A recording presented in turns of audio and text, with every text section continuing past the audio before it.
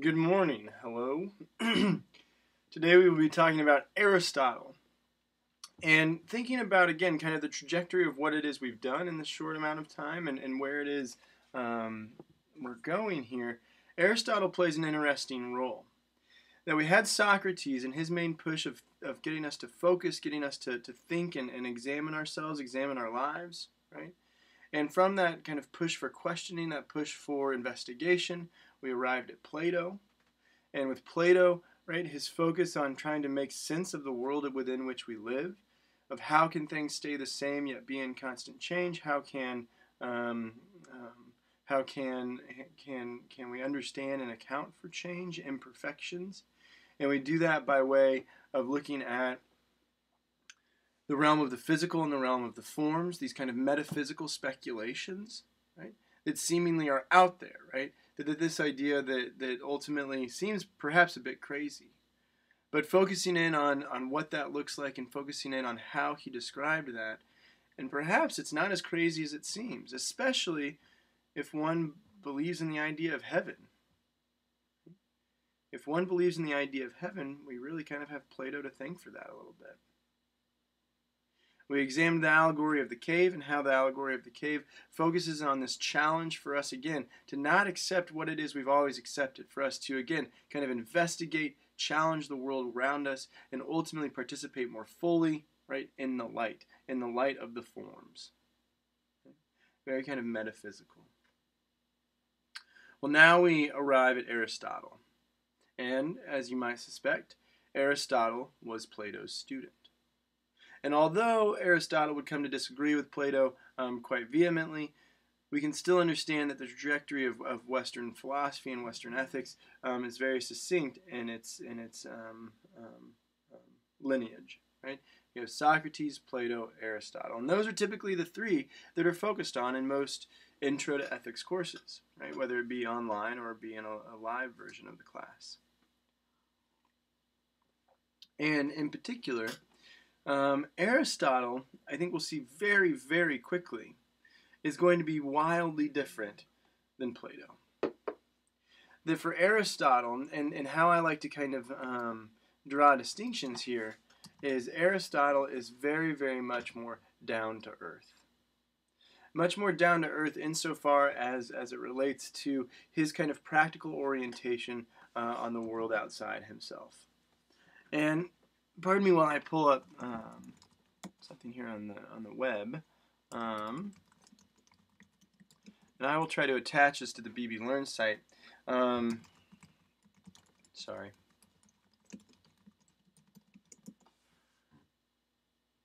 But I'm sure that many of you are familiar with the painting called the School of Athens.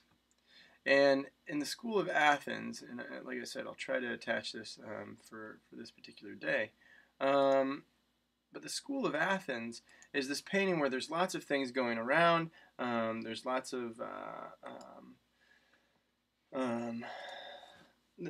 activity, and then you have two centerpieces in the actual painting. And those two centerpieces are Plato and Aristotle. Plato is the older looking one, the one with the beard, because obviously he was Aristotle's teacher, and because of that, Plato's the older one, Aristotle's the more dashing, young looking one. And if you look closely in the painting, what's interesting here is Plato has his hand pointed up. He has his hand pointed up as if to say, let's think about the forms. Let's think about and contemplate the forms above. Because ultimately that's going to be how we explain and how we understand our world within which we live. Very, tying into our last couple of lectures. Well, with Aristotle, if you noticed in the painting, Aristotle, he has his hand like outstretched, kind of like that, right? As if to signify, no, Plato, hold on for a second. Let's focus on the here and the now. Let's focus on what it is we can observe in the natural world, what it is we can deduce from the natural world, and ultimately, we don't need to worry so much about these metaphysical speculations about the forms, but rather we can have a practical orientation in the world, a much more focused, perhaps, a much more, just kind of practical. I'm sorry that I've used that word a couple of times, but I think as we start to unpack his philosophy, you'll see very quickly that it is much more just kind of down to earth, much more focused in his approach, an Aristotelian approach.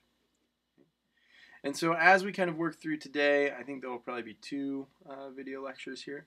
But as we work through these video lectures, I'll probably draw a contrast between Plato and Aristotle, because I think it's very helpful to kind of parse out and keep them in their proper place.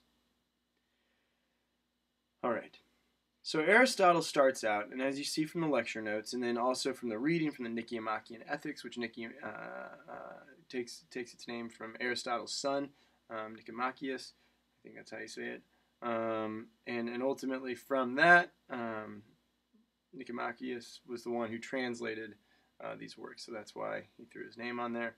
And if you read through the excerpt posted, especially after perhaps watching this lecture, I think you'll see very quickly kind of the practical orientation of Aristotelian thought. Okay. So just in the same way that Aristotle started with kind of a foundational investigation with which that was the metaphysical question and the metaethical question that he was interested in. Well, Aristotle also has a foundation, and his foundation is focused on this idea of telos, or telos, depending on how you want to pronounce it.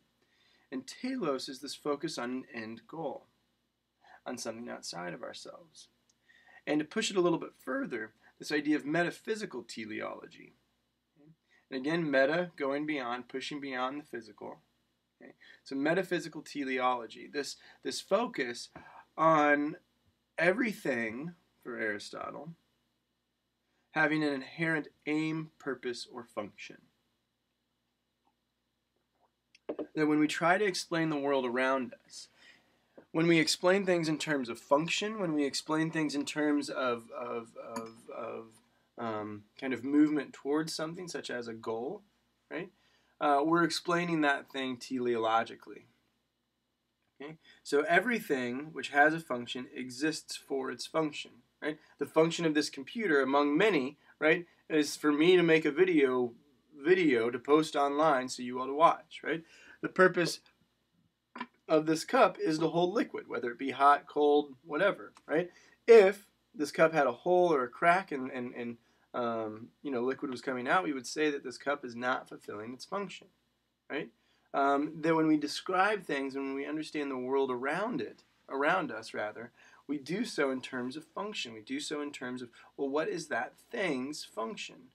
Because when we think about that and when we try to investigate what that function of that thing is, then we can perhaps better explain it. And ultimately, when we think about kind of the way that things exist, when something isn't fulfilling its function, right, we say that thing's not good. And so we have this very kind of outward perspective of trying to arrive at what is X's function, what is X's goal, right? What is the goal of this cup, right? And that's a weird sentence because the cup is not conscious of its own self. It's not conscious of trying to will itself to do something, right? That's again kind of more metaphysical.